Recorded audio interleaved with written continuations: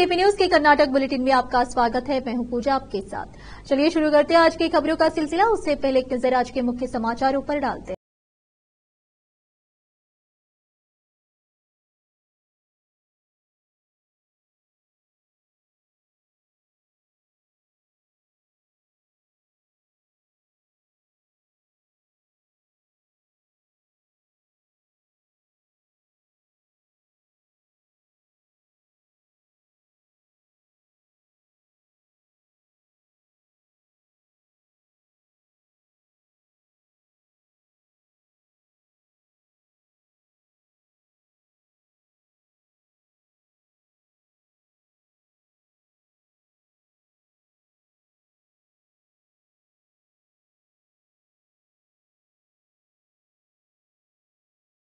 खबरों का सिलसिला शुरू करते हुए देखते हैं समाचार विस्तार से। पहले देखेंगे स्थानीय समाचार। बीदर जिले में गर्मी का प्रकोप जारी है। जिले के कुछ इलाकों में पारा अधिकतम 43 डिग्री को पहुंचने की सूचना है, तो वहीं बीदर शहर में पारा 30 के आसपास है, जिससे गर्मी का प्रकोप बढ़ता ही जा रहा है। तेज धूप के कारण लोग घरों से बाहर नहीं निकल पा रहे हैं। दोपहर के समय चिलचिलाती धूप और गर्मी से लोग परेशान चल रहे हैं। इस बीच बीती रात हल्की बारिश है, लेकिन यह बारिश की बौछार मौसम को कुछ ठंडा करने के लिए नाकाफी रही। लोग गर्मी के कारण परेशान हैं। बारिश होने के कोई संकेत नहीं है। विशेष संवाददाता की रिपोर्ट। इधर दक्षिण शहर के मन्नाखेड़ी ग्राम में ईद उल फितर की ईदगाह में नमाज 9:30 पर अदा की जाएगी। ग्रामवासियों की परंपरा के अनुसार ईद की नमाज के लिए ईदगाह की रवानगी सुबह 8:30 पर होगी और ईद उल फितर की नमाज 9:30 पर होने की बात ईदगाह समिति के अध्यक्ष अलहाज सैयद समीउद्दीन मन्नाखेड़ी जामिया मस्जिद के अध्यक्ष सैयद खैरुद्दीन ने कहा। उन्होंने लोगों से अपील की है कि ईदगाह में नमाज के लिए लोग समय पर पहुंचे। विशेष संवाददाता की रिपोर्ट। रोकते समाचारों का सिलसिला ब्रेक के लिए। चल लौटते हैं ब्रेक के बाद। हिंदुस्तान के हर कोने में हम हैं मौजूद। 24 घंटे हालात पर गहरी नजर, खबरों से जुड़े चुपते सवालात और आपको दिखाता है धार्मिक, सामाजिक, राजनीतिक, लोकल और इंटरनेशनल न्यूज की सबसे बेहतर कवरेज, जो आपको रखती है हर पल बाखबर। देश और दुनिया भर की खबर के लिए देखते रहें केपी न्यूज 24/7। ब्रेक के बाद आपका स्वागत है। आइए देखते हैं राज्य के अन्य समाचार। कर्नाटक के उप मुख्यमंत्री डीके शिवकुमार ने कहा कि आगामी लोकसभा चुनाव के दौरान जेडीएस राज्य में एक भी सीट नहीं जीतेगी। शिवकुमार ने कहा कि एनडीए उम्मीदवार के रूप में जेडीएस के 3 उम्मीदवार चुनाव हार जाएंगे। उप मुख्यमंत्री ने बेंगलुरु में कांग्रेस अध्यक्ष मल्लिकार्जुन खड़गे से उनके आवास पर मुलाकात के बाद मीडिया कर्मियों से कहा, बेंगलुरु ग्रामीण भाजपा उम्मीदवार सीएन मंजुनाथ भी हार जाएंगे। उन्होंने कहा कि मंड्या, हासन, कोलार और बेंगलुरु ग्रामीण में कांग्रेस जीतेगी। उन्होंने कहा, भाजपा की जीत की भविष्यवाणी करने वाले विशेषज्ञ अब अपनी भविष्यवाणियों से झिझक रहे हैं। जेडीएस के प्रदेश अध्यक्ष एचडी कुमारस्वामी मंड्या से चुनाव लड़ रहे हैं, जबकि कांग्रेस ने इस सीट से उद्योगपति वेंकट रमणेगौड़ा उर्फ स्टार चंद्र को मैदान में उतारा है। कांग्रेस अध्यक्ष से मुलाकात पर उप मुख्यमंत्री ने कहा, मैंने आलाकामना को एक रिपोर्ट दी है कि राज्य में चीजें कैसी हो रही है। हमने राहुल गांधी की कर्नाटक यात्राओं पर भी चर्चा की है। कर्नाटक के पूर्व मंत्री डॉक्टर सीएन अश्वत्थ नारायण ने कहा कि वह पिछले दिन मुख्यमंत्री सिद्धरामैया के चुनाव अभियान के दौरान हुई सुरक्षा उल्लंघन की घटना से आश्चर्यचकित थे। उस घटना के बारे में बोलते हुए, जिसमें एक बंदूकधारी व्यक्ति सीएम के करीब गया और उनके बगल में खड़े परिवहन मंत्री रामलिंगा रेड्डी को माला पहनाई, नारायण ने कहा कि यह राज्य में कानून और व्यवस्था की विफलता को दर्शाता है। मैं हैरान हूं, आपको पृष्ठभूमि देखनी चाहिए कि किस स्थिति में उन्हें छूट दी गई है।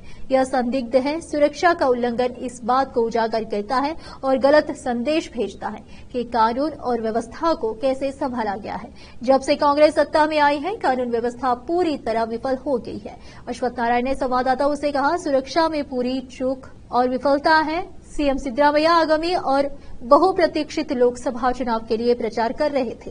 विशेष रूप से परिवहन मंत्री की बेटी सौम्या रेड्डी के लिए, जो मौजूदा सांसद तेजस्वी सूर्या के खिलाफ कांग्रेस के टिकट पर बेंगलुरु दक्षिण निर्वाचन क्षेत्र से चुनाव लड़ रही है। चुनाव प्रचार के दौरान बाद में पुलिस द्वारा रियाज के रूप में पहचान जाने वाले एक व्यक्ति अचानक अपनी कमर पर बंदूक बांधकर वाहन पर चढ़ गया। कांग्रेस के वरिष्ठ नेता और पूर्व केंद्रीय मंत्री वीरप्पा मोइली ने सक्रिय राजनीति से संन्यास लेने की घोषणा की है। हालांकि उन्होंने चिकबल्लापुर लोकसभा सीट से कांग्रेस के उम्मीदवार रक्षा रमैया के लिए काम करने का आश्वासन दिया। नवंबर 1992 से दिसंबर 1994 तक कर्नाटक के मुख्यमंत्री रहे मोइली ने चिकबल्लापुर में सक्रिय राजनीति से संन्यास की घोषणा की। कांग्रेस नेता मोइली चिकबल्लापुर से लोकसभा टिकट के इच्छुक थे। उन्होंने मंगलवार को पत्रकारों से बातचीत में कहा कि वह कांग्रेस कार्यकर्ता के रूप में रामैया के लिए काम करेंगे। मोइली संयुक्त प्रगतिशील गठबंधन 2 सरकार में पेट्रोलियम और प्राकृतिक गैस सहित विभिन्न विभागों के मंत्री थे। फिर से रोकते समाचारों का सिलसिला एक ब्रेक के लिए। चल लौटते हैं ब्रेक के बाद। हिंदुस्तान के हर कोने में हम हैं मौजूद।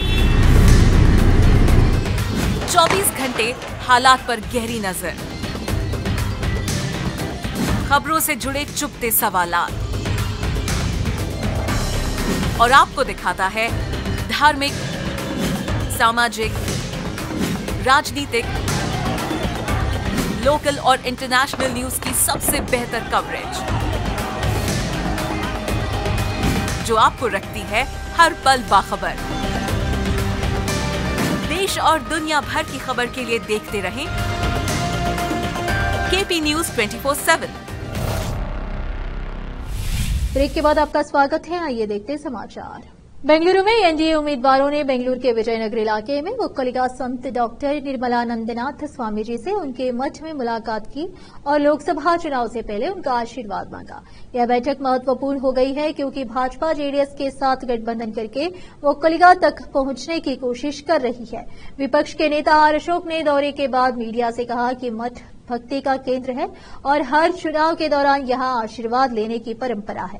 पूर्व मुख्यमंत्री कुमारस्वामी ने कहा, युगादि उत्सव के बाद यह नए साल का पहला दिन है और हम यहां कर्नाटक में उन 14 उम्मीदवारों के लिए आशीर्वाद मांगने आए हैं जो पहले चरण में चुनाव का सामना कर रहे हैं। जेडीएस नेता और मंड्या एनडीए उम्मीदवार कुमारस्वामी, तुमकुरू भाजपा उम्मीदवार वी सोमन्ना, बेंगलुरु उत्तर भाजपा उम्मीदवार शोभा करलदाजे, कोलार एनडीए उम्मीदवार मल्लेश बाबू, बेंगलुरु दक्षिण भाजपा प्रतियोगी तेजस्वी सूर्या, बेंगलुरु ग्रामीण भाजपा उम्मीदवार डॉक्टर सीएन मंजुनाथ और बेंगलुरु सेंट्रल भाजपा उम्मीदवार पीसी मोहन ने संत का अभिनंदन किया और उनका आशीर्वाद प्राप्त किया। बेंगलुरु स्थित एक वकील फेडेक्स घोटाले में नवनतम शिकार बन गई है, जहां साइबर जालसाज पैसे निकालने के लिए खुद को सीबीआई अधिकारी बताते हैं। महिला को 3 अप्रैल को मुंबई पुलिस विभाग का कर्मचारी होने का दावा करने वाले किसी व्यक्ति का फोन आया। फोन करने वाले ने आरोप लगाया कि उसे थाईलैंड से फेडेक्स के जरिए 140 ग्राम नशीली दवाएं भेजी गई थी। इसके बाद कॉल को केंद्रीय जांच ब्यूरो सीबीआई के एक वरिष्ठ अधिकारी के रूप में प्रस्तुत करने वाले एक अन्य व्यक्ति को स्थानांतरित कर दिया गया, जिसने दावा किया कि उस पर मानव तस्करी और मनी लॉन्ड्रिंग का मामला दर्ज किया गया, जिसके बाद जालसाजों ने महिला को घटना के बारे में किसी को न बताने की शपथ दिलाई और वेबकैम चालू करने के लिए कहा। लगभग 36 घंटों की अवधि में उन्होंने उसे कथित मादक परीक्षण के लिए कैमरे के सामने कपड़े उतारने के लिए मजबूर किया। उन पर अपने पिछले लेन देन को सत्यापित करने के लिए 10.7 लाख रुपए ट्रांसफर करने का भी दबाव डाला गया। इसके बाद उनके क्रेडिट कार्ड का उपयोग करके 4 लाख रुपए अतिरिक्त दिए गए। लेन देन पूरा करने के बाद जालसाजों ने अतिरिक्त 10 लाख रुपए की मांग की और इनकार करने पर उसकी नग्न फुटेज को डार्क वेब पर वितरित करने की धमकी दी।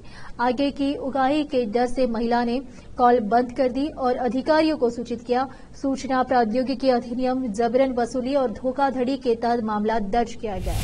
इस लोकसभा चुनाव में 2 प्रभावशाली परिवारों के बीच 4 दशक पुरानी राजनीतिक लड़ाई एक बार फिर से फोकस में होगी। उनकी तीसरी पीढ़ी के सदस्य हासन में लड़ रहे हैं, जो कभी होयसल साम्राज्य की राजधानी हुआ करता था। अपने विश्व प्रसिद्ध होयसला काल के वास्तुशिल्प चमत्कारों और बेलूरू हड़ेबीडू जैसे यूनेस्को विश्व धरोहर स्थलों और जैन अभयारण्य श्रवणबेलगोल हासन के लिए जाना जाता है, जो आंशिक रूप से मलेनाड पथ और दक्षिणी मैदानों में स्थित है, जिसने देश को अपना पहला कन्नडिगा प्राइम दिया। देवेगौड़ा और उनके कट्टर प्रतिद्वंदी पूर्व मंत्री दिवंगत जी पुट्टस्वामी गौड़ा के परिवारों के बीच चल रहे द्वंद्व की नवनीतम कड़ी में उनके पोते इस वक्कलिका बहुल जिले में लोकसभा चुनाव में मुकाबला करते दिखे। देवेगौड़ा के पोते 33 वर्षीय प्रज्वल रेवन्ना भाजपा जेडीएस गठबंधन के संयुक्त उम्मीदवार के रूप में सीट से फिर से चुनाव लड़ रहे हैं, जबकि कांग्रेस ने 31 वर्षीय पोते श्रेयस एम पटेल को उम्मीदवार बनाया है।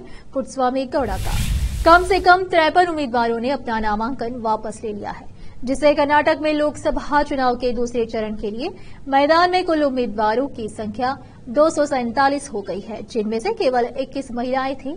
पिछले सप्ताह कुल 358 उम्मीदवारों ने नामांकन पत्र दाखिल किया था, जिनमें से 58 खारिज कर दिए गए। वैध रूप से नामांकित 300 उम्मीदवारों में से 53 उम्मीदवारों ने, जिनमें से अधिकांश निर्दलीय थे, 26 अप्रैल को होने वाले मतदान से पहले बाहर निकलने का बटन दबा दिया। कर्नाटक में 2 चरणों में 26 अप्रैल और 7 मई को मतदान होगा। राज्य में कुल 28 लोकसभा सीटें हैं।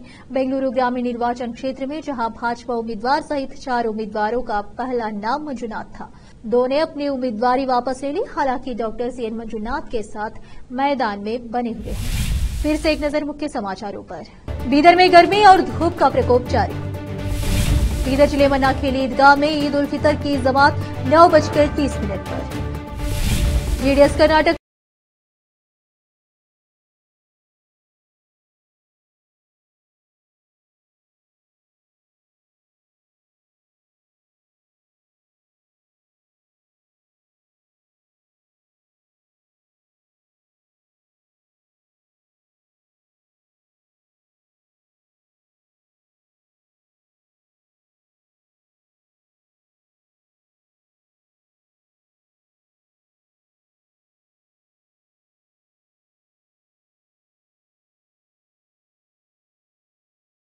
केपी न्यूज के कर्नाटक के बुलेटिन में आज इतना ही।